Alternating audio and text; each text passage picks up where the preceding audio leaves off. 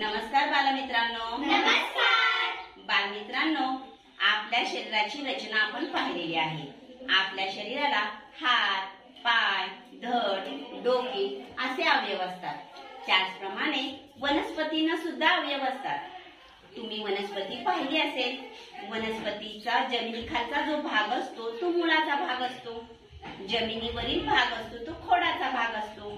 त्याच खोडाला फुले, पाने, फळे येत असतात. त्या फुलांचं रूपांतर फळांमध्ये होतं. फळांमध्ये बिया असतात. त्या बिया मातीत रुजल्या की नवीन वनस्पती तयार होते. तर या वनस्पतीचे मुख्य 5 अवयव आहेत. मूळ, खोड, पान, फूल आणि फळ. या 5 अवयवांचे कार्य आणि रचना आपण प्रत्यक्ष नाट्यकरणातून पाहूया. तुम्हाला नाटक पाहायला आवडेल का? चला तर आपण पाहूयात. नमस्कार, मी देवयानी, मी मूळ आहे. नमस्कार, मी कावेरी, मी खोड आहे. नमस्कार, मी संध्या, मी पान आहे. नमस्कार, मी अमीना, मी फूल आहे.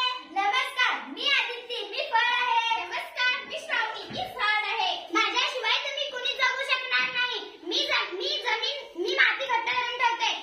जमिनीतील पाण्याचे व पोषक तत्वाचे शोषण व वहन करणे ही माझी मुख्य कार्य आहेत.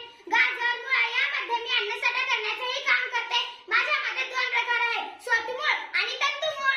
मी आहे खोड. मी सर्वात महत्वाची. वनस्पतीची उंची व आकार माझ्यावर अवलंबून असते. मी अन्न निर्मिती, अन्न वाढ, अन्नसाठा व काही वनस्पतीमध्ये पुनरुत्पादनाचे कार्य करते. याशिवाय मी वनस्पतीच्या इतर भागांना आधार देते.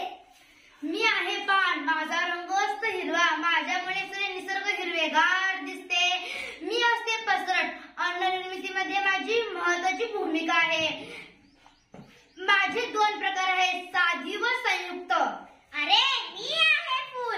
रंगबिरंगी, सर्वांना आवडते फूल. मी वनस्पतीचा आकर्षक भाग आहे. मला रंग व आकार असतात. मी लांब किंवा आखूड देठाने खोडाला जोडले असते. मी तर पुनरुत्पादनाचे महत्वाचे साधन आहे. मी आहे फळ. माझे नाव घेता सर्वांच्या तोंडाला पाणी सुटते. मी आंबट, गोड, तुरट सर्वांचाच आवडता.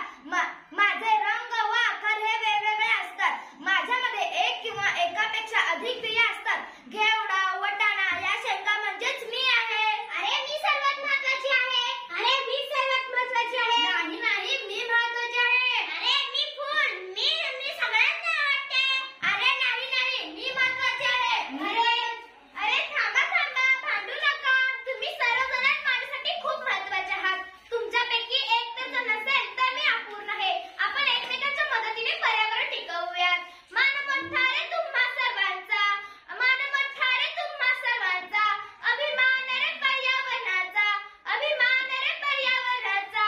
नाही रुसायचं, नाही भांडायचं, रक्षण करायचे वृक्षाचे. नाही रुसायचं, नाही भांडायचं, रक्षण करायचे वृक्षाचे. आपण सगळे एक आहोत. आपण सगळे एक आहोत. धन्यवाद.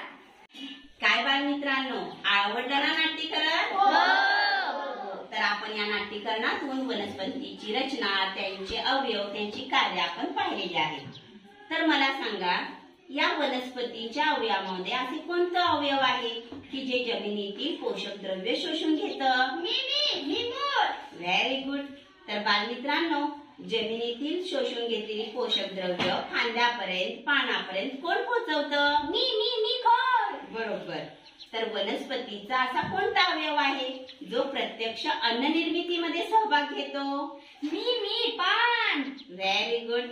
तर बालमित्रांनो, मला सांगा पाहू, वनस्पतीमध्ये पुनरुत्पादनाचं कार्य कोणतं अवयव करतो? मी फूल.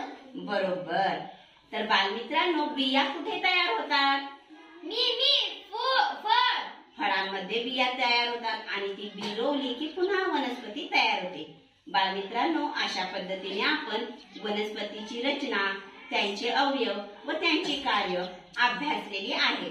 तर उद्या घरून येताना तुम्हाला वनस्पतीच्या प्रत्येक अवयवांची नावं व त्यांची कार्य हा गृहपाठ पूर्ण करून यायचा आहे. यांना पूर्ण करून हो. धन्यवाद.